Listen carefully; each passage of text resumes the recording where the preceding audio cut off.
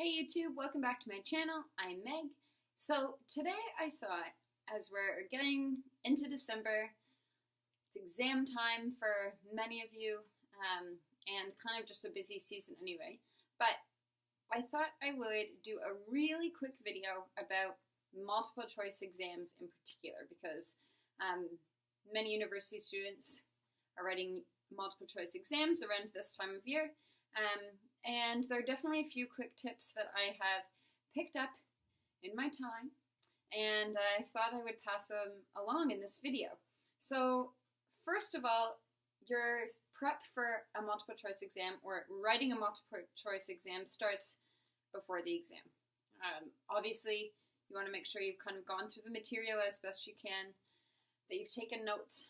Definitely for a multiple choice exam in particular, I would say cue cards really work.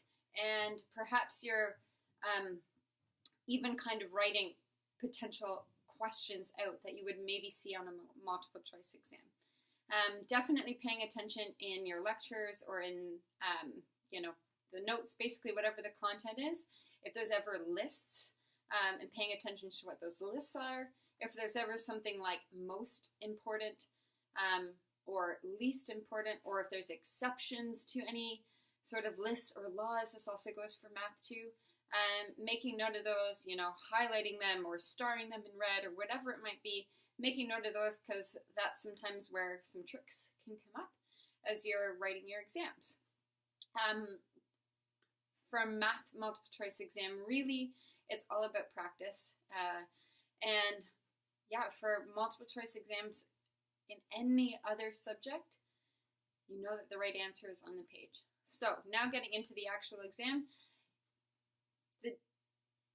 really you need to have had a really good sleep. So staying up late and studying extra for it, especially for a multiple choice exam, is not going to benefit you. You need to be able to be alert. You need to be able to think quickly sometimes. So staying up late is not going to be of any assistance to you for writing a multiple choice exam. The day of, make sure that you are feeding your body with really great food and drinking a lot of water, again, to keep alert. Having something like a Red Bull or too many coffees. Now, I definitely overdosed on Earl Grey tea and coffee, especially in my latter years of university, but really being at kind of your own natural alertness as best as possible. So again, the water really helps with that. Will definitely help you. Some of that antsy energy that you might get from caffeinated drinks may make you go a little bit too fast throughout your exam. So just throwing that out there. Okay, now you're actually in exam time. Before you even start, I really, really suggest, and this goes for any exam, but definitely multiple choice too, again, you know that that right answer is somewhere on that page. So I suggest that you take a minute before you start and take a few really deep breaths. So filling your belly with air, trying to breathe through your nose, and just calm your body. Especially if you're feeling anxious at all, calm your body. So take some of those breaths, remind yourself that you're going to be okay before you even look at the exam.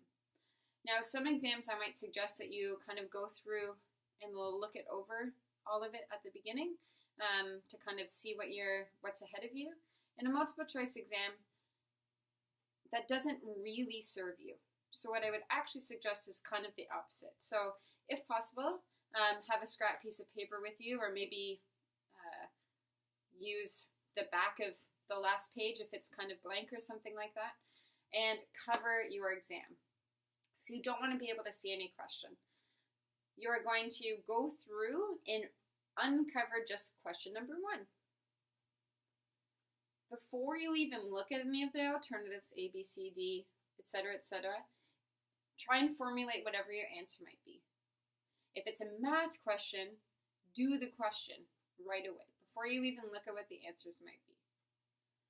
Try and figure it out. Then, slowly go through what the alternatives are. Uncover A, yes or no, maybe. B, yes or no. C, yes or no. D, yes or no. And go from there. With none of the above or all of the above, sometimes that adds a little bit of trick. So once you've gotten to those, if there is that element in the question then you can take a little bit of time and go back and read over the alternatives. But at least this way you've seen them on their own and you've given them kind of each their own priority or their own credit that you might not if you were just kind of maybe rushing through and not covering up and forcing yourself to slow down. This definitely was a really, really great trick for me because sometimes I can feel overconfident in certain material, and this forces me to slow down. And especially maybe it's later on in university and you're really, really busy and you perhaps haven't prepared as well as you think that you could have.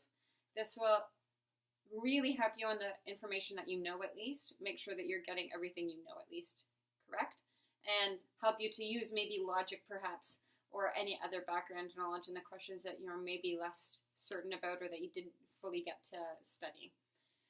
So I really think that that's a great option. If you get to a question and you don't know, kind of on your first time through, really don't spend too much more time on it than just having read through the alternatives. And if you don't know what the alternatives are, put a star, get through the end of the test.